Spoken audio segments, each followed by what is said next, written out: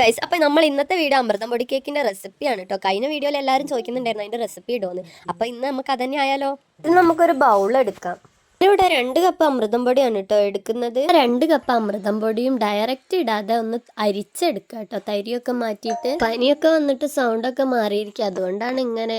മനസ്സിലാവുന്നില്ലെങ്കിൽ ഒന്ന് കമന്റ് ചെയ്യണേ. എങ്ങനെയാണ് കേട്ടോ അമൃതം പൊടീൻ്റെ തരി ഉണ്ടാവുക.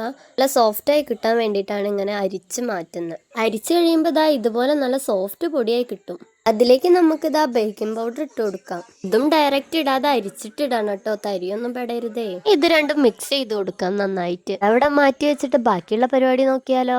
ചാറിലേക്ക് നമുക്ക് മുട്ട പൊട്ടിച്ചിടാം. ഞാൻ ഇവിടെ 3 മുട്ടയാട്ടോ എടുത്തിരിക്കുന്നത്. ഇനി നമുക്ക് പഞ്ചസാര ആഡ് ചെയ്ത് കൊടുക്കാം. ഞാൻ ഇവിടെ 3 സ്പൂൺ പഞ്ചസാര ആട്ടോ എടുത്തിരിക്കുന്നത്. അമൃതം പൊടിക്ക് മധുരം ഉണ്ടാവും, അപ്പൊ അതിനനുസരിച്ചുള്ള മധുരം എടുക്കാൻ മതി. ഇനി ഞാനിവിടെ 3 ഗ്രാമ്പു എടുത്തിട്ടുണ്ട്. ഒരു ഫ്ലേവറിന് വേണ്ടിയിട്ടാണ് ഈ ഗ്രാമ്പു ഇടുന്നത്. 1 സ്പൂൺ വാനില എസൻസ് ചേർത്ത് കൊടുക്കാം.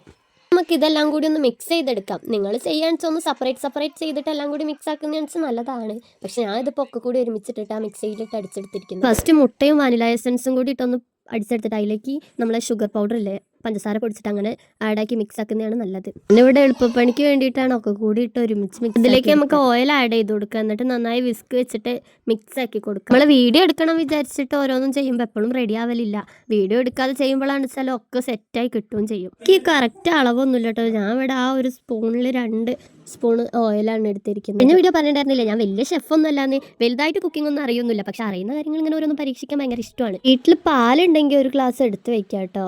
ഇവിടെ പാലില്ലാത്തതും കൊണ്ട് പാൽപ്പൊടി വെച്ചിട്ട് അഡ്ജസ്റ്റ് ചെയ്യുന്നത്. നമുക്ക് ആദ്യം ബേക്കിംഗ് പൗഡർ ഇട്ട് മിക്സ് ചെയ്ത് വെച്ച അമൃതം പൊടി ഇല്ല, അതൊരു ബൗളിലേക്ക് ഇട്ടിട്ട് ഈ നേരത്തെ അടിച്ചു വെച്ച മുട്ടയൊക്കെ അല്ല അത് ഇച്ചിരി ഒഴിച്ചു കൊടുത്തിട്ട് മിക്സ് ആക്കി എടുക്കുക. ഒക്കെ കൂടി ഒരുമിച്ചിട്ടിട്ട് മിക്സ് ആക്കി വെച്ചാൽ കട്ട കുത്തും കേട്ടോ. അതുകൊണ്ടാണ് ഈ സെപ്പറേറ്റ് ഒരു ഇച്ചിരി എടുത്തിട്ട് മിക്സ് ആക്കി കൊടുക്കുന്നത്. ഇതിനിടയിൽ നമ്മൾ നേരത്തെ മാറ്റി വെച്ച പാലില്ല, അത് ആദ്യം ഒരു 2 സ്പൂൺ ഇട്ട് വെച്ചിട്ട് നന്നായി മിക്സ് ചെയ്ത് കൊടുക്കണം കേട്ടോ. എന്നിട്ട് ഒരു കട്ടിയായിട്ടൊക്കെ കിട്ടുന്നെങ്കിൽ കുറച്ച് പാൽ ആഡ് ചെയ്ത് കൊടുത്തിട്ട് ഒരു എന്താ പറയുക, ഒരു ക്രീമി ടെക്സ്ചറിലാക്കി എടുക്കുക. ഇങ്ങനെ ആയിരിക്കും കേട്ടോ. എല്ലാം കൂടി മിക്സ് ചെയ്ത് കഴിഞ്ഞിട്ടുണ്ടെച്ചാൽ കിട്ടുക.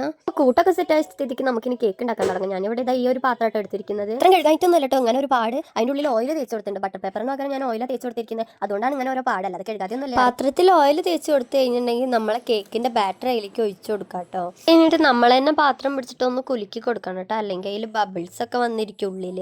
ഞാനിവിടെ കുക്കറിലാട്ടോ ബേക്ക് ചെയ്യാൻ വെക്കുന്നത്.